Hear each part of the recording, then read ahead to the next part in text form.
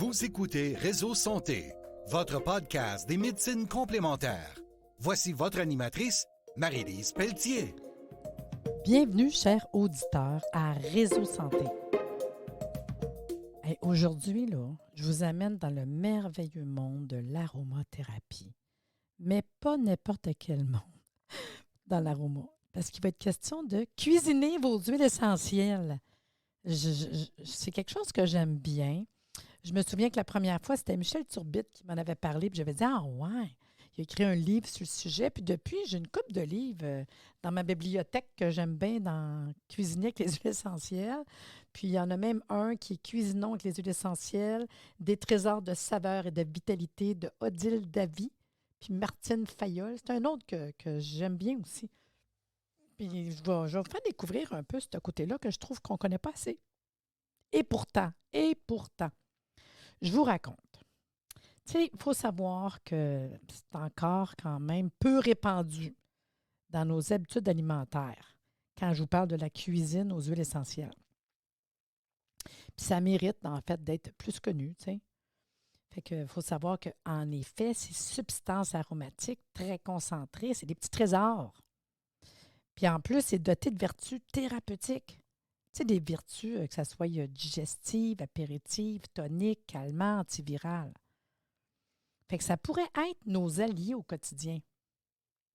Une petite goutte d'huile essentielle de romarin dans une salade verte pourrait vous aider avec votre foie après les fêtes. Une petite goutte d'orange douce dans une tisane pour vous aider à dormir et à vous calmer. En plus, ces substances, quand même, qui sont très complexes dans leur composition, vous offrent une multitude de parfums, le subtil, du plus doux au plus corsé. Là. Fait que si on vient à l'utiliser à bon escient, c'est pas n'importe comment là, quand même, là, ça peut parfumer tellement là, agréablement vos préparations. Là. Puis ça peut donner des petites notes originales, puis étonner vos invités. Là. Fait que c'est une cuisine qu'on peut faire un peu inventer. Tu sais, on peut inventer, dire hey, je rajoute une goutte d'huile essentielle. Puis je sais que Michel, il me disait tout le temps tu fais, mettons, un potage, là, puis il dit moi, je prends un petit bout de papier, je mets une huile essentielle dessus, puis je le mets en haut du potage. Puis je le sens. Il va humer l'odeur pour voir si ça se marie bien avant de dire qu'il l'incorpore dans la recette. Fait que je trouve ça quand même le fun, là. Puis ça peut être des recettes raffinées, puis quand même pleines de surprises, là. N'oubliez pas que c'est quelques gouttes seulement pour que ça soit apprécié dans toute la quintessence. Puis que ça soit un plat chaud, froid, salé, sucré. Puis là, je vais faire capoter des glaçons, un petit apéro. Il y a pas mal d'affaires qu'on peut faire, dans le fond, avec les fameuses huiles essentielles. Ce qu'il faut savoir, prendre un repas, ce n'est pas seulement l'acte de se nourrir, là. Ça va bien au-delà d'un besoin purement physiologique. Là. Les odeurs, les goûts sont reliés à notre instinct profond, là, porteur d'une foule de messages inconscients qui influent nos choix alimentaires. Fait que oui, un plat peut être apprécié par ses couleurs, sa texture, mais son parfum qui dégage. Tu sais, l'air de rien, là, ce matin, vous ne savez peut-être pas la journée que je fais le podcast, là, mais je suis à la veille d'une alerte météo. Tu sais. J'étais faire du ski un matin. On s'est levé de bonne heure parce qu'on a dit on va être une couple de jours sans aller faire du ski parce qu'il y a une grosse tempête. Puis là, en déjeunant, un bon gruyot chaud. Puis je vous le dis, là, j'ai mis de la cannelle, un peu de sirop d'érable, là, de la pomme râpée. Juste ça, moi, j'ai l'odeur qui vient de me passer. Là. Mais imaginez que vous rajoutez une petite goutte d'huile essentielle de cannelle avec toutes les propriétés que cela fait. Non, mais on jase, là. C'est hot quand même, là. Fait que des goûts, des odeurs, là, ça, là, c'est wow dans une bonne bouffe, là. Il faut savoir que dans l'univers fascinant des huiles essentielles utilisées en cuisine, chacun va exprimer sa propre sensibilité, sa propre perception du saveur puis des goûts. Puis ça nous arrive là, d'aimer telle ou telle odeur sans nécessairement pouvoir en donner une explication raisonnée, alors que les perceptions visuelles et auditives font appel à une analyse plutôt mentale. Mais le nez, ça ne ment pas. D'autant que les nuances des huiles essentielles sont très subtiles. Une même huile essentielle peut contenir jusqu'à 250 molécules aromatiques. Néanmoins, vous savez là, qu'avec un petit affaire d'expérience, là, certaines huiles essentielles se reconnaissent facilement juste par l'olfaction. Une ou quelques molécules dominantes les rendent bien identifiables. Je vais vous donner un exemple. L'estragol de l'estragon donne une odeur douce et anisée. Le citral, caractérisé par l'odeur du citron. Le citronellal du géranium rosa. Ça a une odeur plus de pétales de rose. Le pipéritone de l'amande poivrée. Une odeur fraîche, piquante. Puis dans le fond, ce qu'on va faire comme expérience quand on commence à parler des huiles essentielles dans votre alimentation, dans votre cuisine, bien, c'est tout simplement pour renforcer votre plaisir gustatif. Tu sais, on ne pourra jamais dire c'est l'importance aujourd'hui, plus que jamais, que de travailler ses sens. Surtout l'odorat. Il me semble qu'on perd, tu sais. Tu fais de la bouffe, la cuisine, tu sais, on perd ça, l'odorat, là. Ce dernier est mis à mal et inhibé par des parfums de synthèse utilisés à tout va. Dans bon nombre de produits, on a des faux, hein, on a des parfums là, de synthèse, pas des vrais parfums. Là. Que ce soit alimentaire ou non, produits d'hygiène, cosmétiques, d'entretien ménager, des faux parfums, là, des synthétiques, il y en a, je vais le dire, une tonne et quart. Ces produits contribuent à augmenter le taux de pollution de notre environnement. De plus, les parfums artificiels dits de synthèse créés par l'industrie peuvent occasionner des problèmes de santé d'ordre physiologique. Tous ceux qui sont sensibles ou hypersensibles, là, ceux qui ont tendance à faire des allergies, des maux de tête, des problèmes psychiques même, on ne réalise pas comment que juste ça peut venir nous affecter au niveau physique, psychologique. Mais là, à cause des huiles essentielles, on va commencer à renouer avec des beaux parfums naturels, puis renforcer votre plaisir gustatif. Parce que la cuisine aux huiles essentielles, c'est riche en molécules vivantes. Puis c'est vraiment un atout. Je vous dis, là, un super de bon atout pour découvrir, retrouver de vraies saveurs, mais aussi pour mettre en valeur vos talents culinaires. Je vous le dis, c'est ça que je veux faire avec vous, puis impressionner les personnes qui vont aller chez vous, là, avec des huiles essentielles. C'est juste essayer, là, un petit. Puis vous en avez, là, je suis sûre que vous en avez, là. Si on parle des familles botaniques, là, il y a quand même des différentes études menées à ce jour qui permettent clairement de répertorier les grandes familles botaniques. Fait que partons à la découverte des familles les plus courantes, dont les huiles essentielles et les essences qui peuvent être utilisées en cuisine. C'est ceux-là surtout qui vont, dans le fond, nous intéresser aujourd'hui. Fait que dans le fond, dans les familles mettons les familles botaniques, là, ça va être les apiacées. Autrefois, c'était nommé les ombellifères. Puis ça, on va regrouper là-dedans les anis, les carottes, les céleris, les coriandres, les fenouils. Je suis sûre que ça vous parle de bouffe là, quand je dis ça. Là. Il y a aussi les lamiacées. Avant ça, on les nommait les labiers. Là, on s'en va dans le basilic, les lavandes, les marjolaines, les menthes, les origans, les romarins, les sarriettes, les thym. Écoutez, ce que je vous dis, là. Ça a-tu de la bouffe? Qu'est-ce que je vous dis? Fait que c'est facile. Qu'est-ce qu'on peut mettre d'huile essentielle dans ma bouffe? Mais si je te parle du basilic, si je te parle de l'anis, l'origan, c'est facile. C'est ça qu'on pense dans la vraie vie comme nos épices. Fait que c'est facile de savoir quelle huile essentielle. Puis souvent, c'est des huiles essentielles qui ne sont pas trop chères. Il y a aussi la famille des lauracées. Là, on s'en va dans les bois de rose, un peu plus cher, les cannelles, les lauriers. Il y a les myrtacées qui composent des girofliers, des mélaleucas, comme le niaouli. Puis je terminerai avec une famille qui s'appelle les rustacées, qui se compose de tous les citrus, bien sûr. Hein? Fait que bergamote, citron, citron vert, limette, mandarine, orange douce, orange amère, pamplemousse. Wow! Ça donne faim presque. Mais il faut savoir qu'en cuisine, il faut tenir compte quand même des propriétés physiques des huiles essentielles. Il faut savoir que les composants biochimiques des huiles essentielles leur confèrent des propriétés physiques particulières. Il est important de connaître ces particularités pour bien utiliser les huiles essentielles pour le côté culinaire. Donc, les huiles essentielles sont liquides à température ambiante. Elles sont solubles dans l'alcool, les graisses, les huiles végétales. elles sont quand même très volatiles. C'est ça qui explique le caractère odorant et la possibilité de les distiller. Elles ne se dissolvent pas dans l'eau, raison pour laquelle en cuisine, on va toujours, mais toujours utiliser un support gras ou sucré. Elles sont quand même colorées différemment. Puis ça peut aller d'un brun clair à incolore, toutes les palettes de la couleur arc-en-ciel, là.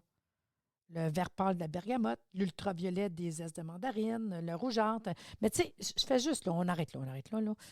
On ne serait pas à parler des couleurs, mais juste vous dire qu'avec une ou deux gouttes dans votre repas, la couleur ne changera pas de votre repas que vous allez faire. C'est sûr qu'aujourd'hui, je ne partirai pas à comment reconnaître une bonne huile essentielle. J'ai déjà fait un podcast là-dessus, mais rapidement, là, quand on achète une huile essentielle, il faut les décrypter, les étiquettes. Fait que sur mon étiquette, je veux l'espèce botanique, son nom latin, l'organe producteur, le chémotype, le label de l'agriculture biologique, c'est biologique, là. L'organisme qui certifie, c'est-tu écossaire, etc., le pays d'origine, le numéro de l'eau. Tu sais, il y a un minimum qu'on retrouve sur une bouteille. Ce n'est pas le sujet du podcast, mais quand même, j'en ai fait un autre podcast sur comment qu'on fait avec l'aromathérapie. Fait que je ne veux pas perdre de temps parce que j'ai trop de choses que je veux vous dire. Moi, je m'en vais bien plus du côté des conseils pratiques en cuisine. Donc, en cuisine, les huiles et essences ne s'utilisent pas pures. Ne les versez pas directement dans vos préparations culinaires. Mélangez-les à une petite base huileuse ou une base sucrée. Hein? Miel, sirop d'érable, une bonne huile végétale.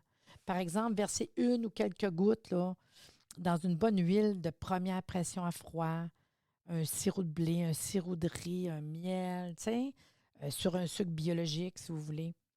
J'insiste quand même sur l'importance d'utiliser une base d'ingrédients issus de l'agriculture biologique si c'est possible, n'est-ce pas? C'est sûr que si on s'en va sur des produits raffinés comme du sucre blanc, tu sais, c'est triste pareil, tu sais. Fait que tant qu'à bien manger, mangeons bien. Fait que, on pourrait l'utiliser sur du jaune d'œuf, sur un fromage blanc. Tu sais, c'est des manières super intéressantes pour les huiles essentielles. Parce que, dans le fond, ça contient des graisses, autant dans le jaune d'œuf que dans ton fromage blanc. Mais surtout, retenez bien, utilisez les huiles essentielles avec parcimonie pour qu'elles soient appréciées de tout le monde. Si tu commences à mettre plein de gouttes puis ça goûte fort, c'est pas le fun, là. Ça ne sera pas le fun. Le monde n'ira pas ça, là. Fait que prenez le temps de prendre juste quelques gouttes, tu sais, tranquillement dans vos préparations alimentaires, là. Puis on ne veut pas masquer l'odeur de votre repas. Je veux juste ramener un petit plus qui a des actions thérapeutiques. Enfin, je vous dirais éviter autant que possible de chauffer ou de faire cuire les huiles essentielles. La chaleur entraîne des modifications moléculaires nuisant à la qualité du produit. Fait qu'on rajoute ça toujours à la fin de votre plat. Ce n'est pas quelque chose qu'on met au début, là. Et je vous dirais, les huiles essentielles dans la cuisine, outre leur puissance vertu thérapeutique, les huiles essentielles vous séduiront par leurs caractéristiques gustatives et olfactives, là. Puis il faut quand même noter qu'il y a certaines huiles telles que celles de rose puis de néroli ne sont pas présentes en cuisine parce que, je ne vous en parle pas vraiment, parce que ça coûte cher. C'est très dispendieux. La plupart des huiles essentielles que je dois vous présenter, c'est vraiment alimentaire. Moi, j'aime ça, là. Allez chercher un basilic, allez chercher, tu sais, puis je pense j'ai quelque chose à souper ce soir, tomaté. Bien là, du basilic, là. Va te chercher du thym, va te chercher, c'est facile, là. Du citron, de la mandarine, des oranges, ça fait bouffe. Fait qu'allez jouer juste là-dedans, déjà, c'est comme un wow. Puis vraiment, quelques gouttes suffit. Je vous donne des exemples. 1 à 2 gouttes suffit le plus souvent pour une préparation crue, pour 4 à 6 personnes, là. En revanche, si vous faites une préparation qui est cuite, on pourrait dire 4 à 6 gouttes. Parce que quand c'est cuit, ça atténue un peu les cuissons. Quand je dis cuit, c'est à la fin. Quand vous êtes plus sur le feu, là, à la fin. Mais ça va faire différent le goût. Comme j'ai dit, c'est fin de cuisson. La fin de cuisson qu'il faut vraiment mettre ça. Pour les huiles végétales parfumées, mettons que je veux faire une huile. Moi, j'aime ça, faire mes huiles, là. Wow, là. Bon, on peut compter en moyenne 4 à 6 gouttes pour 1 litre d'huile de table. Comprenez que c'est pas compliqué, faire une huile aromatisée. Imaginez les cadeaux qu'on peut faire. C'est juste des wow, ça, là. C'est ainsi que vous pouvez vous concocter une huile d'olive douce. Hein? Petite huile d'olive.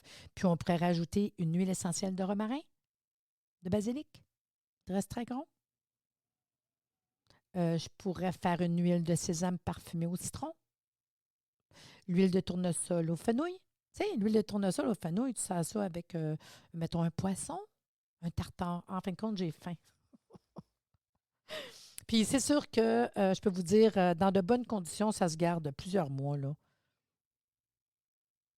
Puis, une autre place, ça serait dans des boissons chaudes ou froides. On pourrait mettre 1 à 2 gouttes par tasse. C'est tout. Tu peux te faire une tisane, puis tu rajoutes tisane à menthe, tu rajoutes 1 goutte de menthe poivrée, tu sais. Wow! Puis tu as tout l'effet thérapeutique, là. Puis chaud ou froid, pas de souci, là. Puis c'est sûr, pour parfumer un peu, dépendamment les huiles essentielles que vous prenez, dans votre boisson chaude ou froide, ben, un petit peu de miel, tu sais.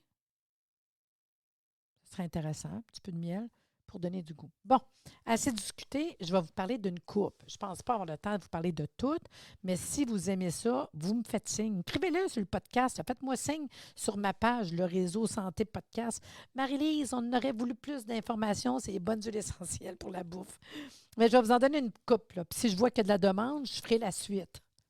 Je vais vous inciter à m'écrire un peu puis à partager le podcast, là. Fait que, la première, bien sûr, le basilic, là.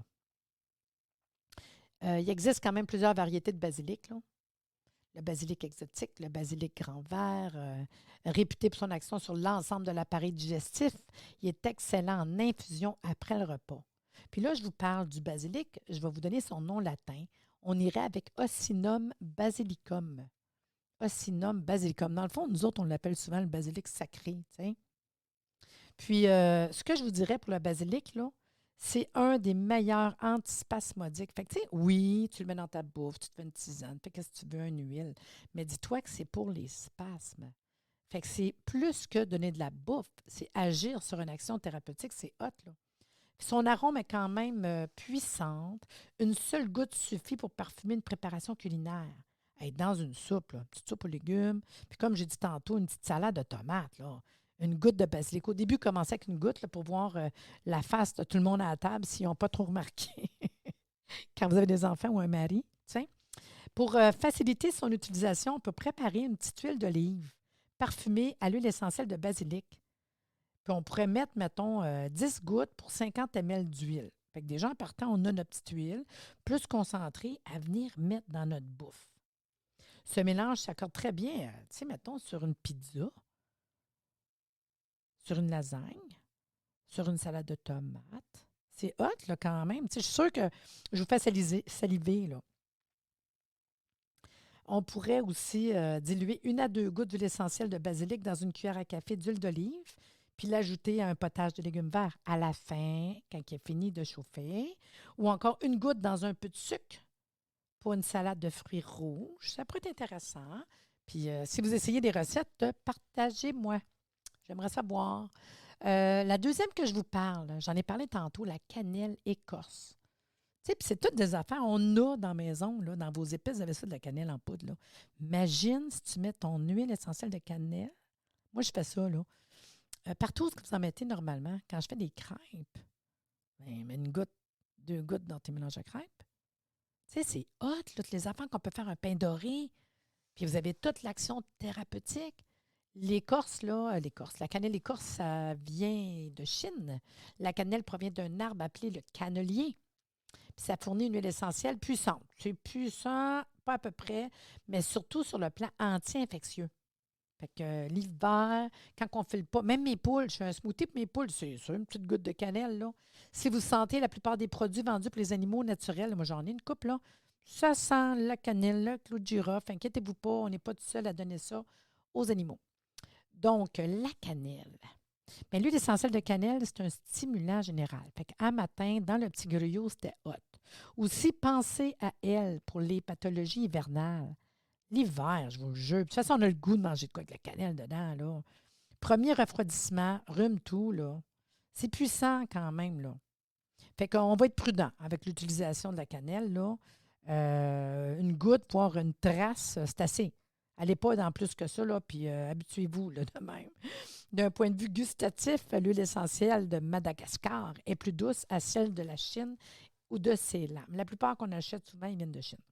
Ou Ceylan. Cannelle de Ceylan, on le voit quand même assez souvent. Moi, celle que je vous parle, mettons, si je m'en vais en latin, Cinnamomum zelanicum. Son parfum est soutenu comme la cannelle en poudre. Ça sent assez fort, là. Mais ça se marie super bien quand vous avez quelque chose avec du chocolat. On jase, là. Tu fais une petite fondue au chocolat, tu mets une goutte de cannelle dedans. Tu sais, c'est cool, là. Ou caroube, là, ceux qui préfèrent le caroube, là. Mais les pommes, une compote de pommes, wow! Ça, j'ai dit un matin, mon griot, avec des pommes râpées, un petit peu de sirop d'érable vraiment trace, puis là, j'ai rajouté une goutte de cannelle, puis genre, mettre de la cannelle par-dessus quand même, là. On peut le mélanger avec l'orange, on peut le mélanger avec la mandarine. On peut aller du côté salé aussi, là. Tous les plats à base de courges, un petit potage de courges, cannelle, ça pourrait être intéressant. Puis oublie pas, c'est une goutte suffit, là. Puis de le diluer dans un support d'huile ou sucré. Très important. Je vous parle encore d'une autre intéressante que j'ai aussi dans mon jardin, l'huile essentielle de céleri cultivé, Apium graviolense. Le céleri, c'est une plante qu'on trouve facilement tout au long de l'année. Là. Dans les marchés, on voit ça, on connaît ça, le goût de céleri.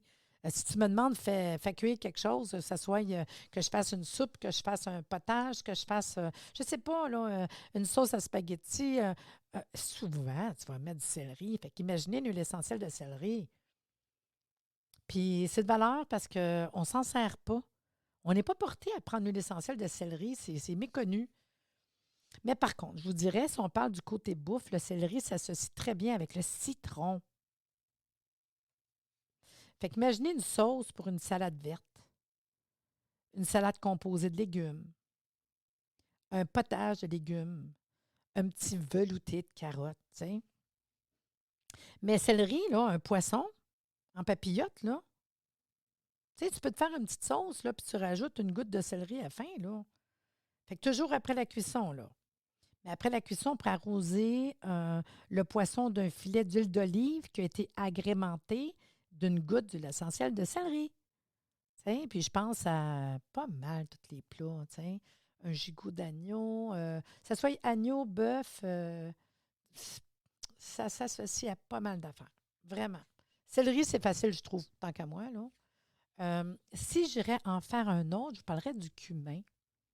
Plus particulier, là. Les préparations avec le cumin, ça aide beaucoup au niveau digestif, le cumin. Hein? Fait que les troubles digestifs, c'est quand même intéressant. Cumimum, siminum. D'un côté gustatif, le cumin, c'est très bien avec les saveurs du pain. Vous pouvez en mettre une ou deux gouttes dans la pâte à pain. Vous ne pensiez pas ça, hein? Moi, j'ai une machine à pain, là. Les huiles essentielles d'une pâte à pain, c'est super intéressant. Je parlais de cannelle tantôt, là. J'ai parlé de chocolat. Tu sais, on jase, là. Puis ça va super bien avec les légumineuses, le cumin. Fait que vous avez à faire des légumineuses, mais tu prends ton huile, que tu as mis un peu de cumin, c'est super intéressant.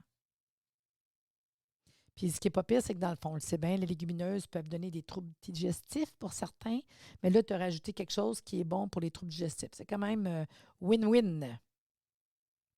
Parce qu'il y a des composés soufrés dans les légumineuses, hein? Fait que ça a tendance à donner des gaz. Fait que si tu mets du cumin avec ton repas, ben ça va donner moins de gaz, ça va t'aider. Fait que, mettons, je fais une petite salade de lentilles vertes, je pourrais rajouter du cumin. Puis il n'y a rien qui t'empêche de mettre des graines de cumin aussi, là. Tu sais, c'est cute, là. Mais dans une sauce, une vinaigrette, là. C'est pas mal là qu'on irait vers le cumin. Un autre qu'on connaît bien, l'estragon.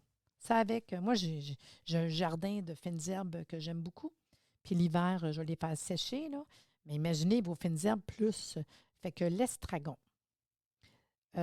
c'est une base, hein. Dans toutes les panoplies de plantes aromatiques, là, l'estragon, on le connaît bien, là, comme le céleri, là, puis ça pousse facilement dans le jardin. En huile essentielle, le nom latin, c'est Artemisia dracunculus. C'est riche quand même en phénol. Si je parle en huile essentielle, c'est quand même reconnu d'être dermocaustique. Ça peut irriter les muqueuses. Fait que faut quand même y aller avec prudence. Fait que encore là, comme la cannelle, une seule goutte dans votre préparation. Et là, c'est le fun parce que vous allez voir qu'une bouteille d'huile essentielle, ça dure longtemps en cuisine. Mais tu peux avoir tes bouteilles d'huile essentielle à la même place que tes épices. Puis je vous le dis, vous allez penser à vous en servir. Mais si on parle de l'estragon du point de vue gustatif, sa présence dans les préparations culinaires se limiterait aux plats plus salés. Hein, on a un petit côté plus salé. Ça va se marier vraiment avec les poissons, les sauces blanches, les pommes de terre. C'est là qu'on pourrait aller avec l'estragon. Un peu plus loin, le fenouil. Le fenouil, là, c'est un goût anisé, hein? Un peu comme la réglisse noire, mettons, anisé, là. Ça avec, on trouve facilement du fenouil. Moi, je peux vous dire, quand je pense fenouil, je vois poisson, je vois un tartare. Moi, je tripe sur les tartares. Fait que moi, je pense à du tartare. Fait que quand on va avec le latin de fenouil, le fenouil doux, c'est Faeniculum vulgare. Puis lui, avec un petit côté digestif, là. L'huile essentielle de fenouil est très intéressante au début de repas. Puis là, vous fallait que les salades, les tomates, les courgettes, les fromages, un fromage de chèvre avec ton huile essentielle de fenouil doux, les potages, les légumes verts. Puis je vous le dis, moi, ça irait avec quand même les poissons puis les tartares. Ah, que j'aime ça, la fenouil avec le tartare. Un autre, ben peut-être un peu plus dispendieuse quand même, mais quand même, le géranium rosa. Ben oui, le géranium rosa, on le connaît beaucoup en massage parce que ça a une action qui est calmant, ça va aider à régénérer la peau, mais le parfum, sa fragrance, là, wow! Puis c'est rare qu'on pense en prendre en cuisine, mais je me lance, je vous explique ce que j'ai trouvé. Le nom latin, le Pelargonium asperum ou le roséum. L'odeur de l'huile essentielle de géranium rosa varie selon sa provenance. Aussi, est-il préférable d'utiliser celle de Madagascar si c'est possible, parce qu'il y a un parfum un petit peu plus subtil, là. Puis au niveau culinaire, c'est un type un peu bourbon. C'est un peu comme une vanille, tu sais. Fait que son parfum qui se rapproche de celui de la rose l'amène à être utilisé, je vous dirais, dans les préparations plus légères, plutôt sucrées.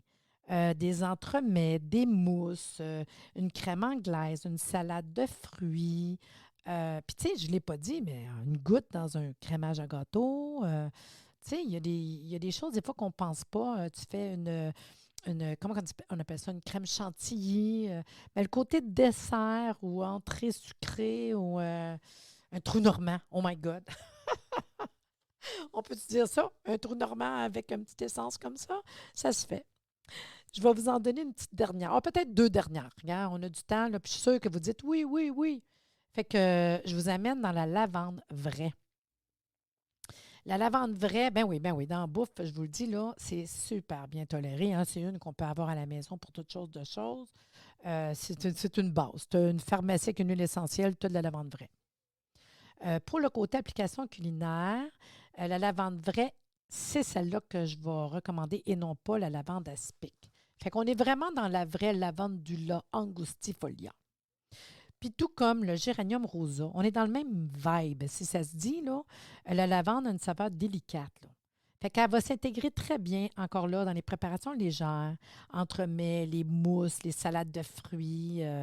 Je voudrais ajouter un peu de sucre, de sirop d'érable, sirop d'agave. À peu près, je vous dirais, pour 4 personnes, c'est 2 gouttes. Il ne faut pas en mettre trop parce que quand même, tu sais, on est comme dans les fleurs, hein? Mais ça a quand même un effet calmant. Puis une petite goutte d'une tisane peut vous faire dormir. Tu sais, je veux dire, n'oubliez pas, là, dans une petite tisane, dans un petit, tu sais, c'est le fun des fois de penser qu'on peut rajouter un petit quelque chose de plus. Une petite dernière, et non la moindre, bien sûr, la menthe. Wow! Bien sûr, je parle d'amande poivrée, qu'il ne faut pas manquer à la maison. Moi, je ne peux pas ne pas manquer. Pas avoir d'amande poivrée, ça ne se peut pas. Fait qu'il existe plus de 500 variétés de menthe. Et la plus douce et la plus poivrée, elle pousse facilement dans les jardins et même en jardinière. Moi, j'adore faire pousser de la menthe, ça pousse comme de rien. Faire sécher ça comme de rien pour tout l'hiver. J'ai toujours un gros tas de menthe séchée pour mes tisanes. Mais imagine quand tu rajoutes une goutte de menthe poivrée dans ta tisane. Wow! Fait qu'on est dans la mentha pépérita. La menthe est très efficace contre les troubles digestifs. Pensez à elle, surtout en fin de repas. Moi, j'aime ça, fin de repas. Tisane à la menthe, une petite goutte d'huile essentielle. Wow! Une goutte sur un petit quart de morceau de sucre peut vous donner une super bonne haleine fraîche. Mais pour un effet coup de fouette, vous pouvez en mettre une trace directement sur la langue. Moi, je ne suis pas capable pur. Moi, j'aime ça. Je mélange avec un peu d'huile. Je trouve que c'est un petit peu là, tu sais, c'est rough un peu. La menthe poivrée, la plus commercialisée, n'est-ce pas, se caractérise par un effet refroidissant. En revanche, comme d'autres qu'on connaît, la Mitcham ou celle des champs est plus douce. Mais moi, c'est toujours la menthe poivrée. Fait que l'huile essentielle de menthe poivrée, là, on met ça avec des tomates, des potages, un gazpacho, les fromages frais, les salades de légumineuses. Plus classiquement, vous pouvez l'utiliser dans un taboulé. Un taboulé, c'est hot, là. Le côté sucré, le chocolat. Fondu au chocolat, puis tu as mis de l'essentiel de menthe. Wow! Ou tu te fais fondre du chocolat avec juste de la menthe, mais prendre ça comme dessert, tu sais, sans être une fondue au chocolat, là. Ça, tu manges de quoi de bon, mais en plus, ça t'aide à digérer. Le côté sucré, je vous dirais une mousse au chocolat. Tu te fais une petite mousse au chocolat, rajoute, mettons, je vous dirais 2 gouttes pour 4 personnes, une recette de 4 personnes. On pourrait, quand il fait bien chaud l'été, là, verser dans une eau citronnée une goutte d'huile essentielle. Fait que tu te fais de quoi citronner. Tu sais, une petite limonade, tu rajoutes la menthe, citron, ça va super bien ensemble, là. Tu rajoutes un peu de miel ou de sirop d'érable ou juste pour un petit king de sucré, là. Puis ça va t'aider à supporter la chaleur. Non, mais c'est-tu le fun? Je vous l'ai dit, si vous aimez ça, vous le partagez. Vous aimez ça, vous voulez que je continue, vous me le direz. Puis je ferai la suite. Puis je vais peut-être vous amener dans les huiles essentielles de bouffe, mais peut-être pas aussi. Ce que j'aime bien dans la bouffe, c'est les hydrolats. Puis la bouffe, ben oui, ben oui.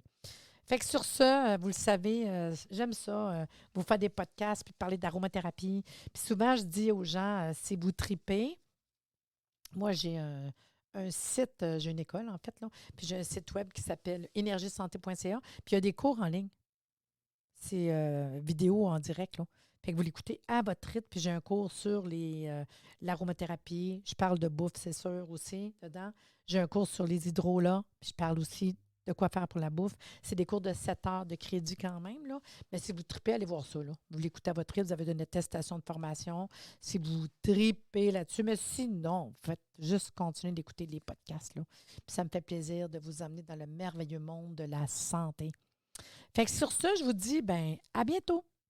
C'est cool, hein? Essayez-le, puis dites-moi des nouvelles de ça, là.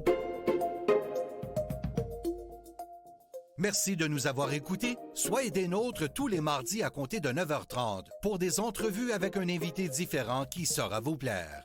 Si vous aimez le podcast, abonnez-vous pour être informé et partagez en grand nombre.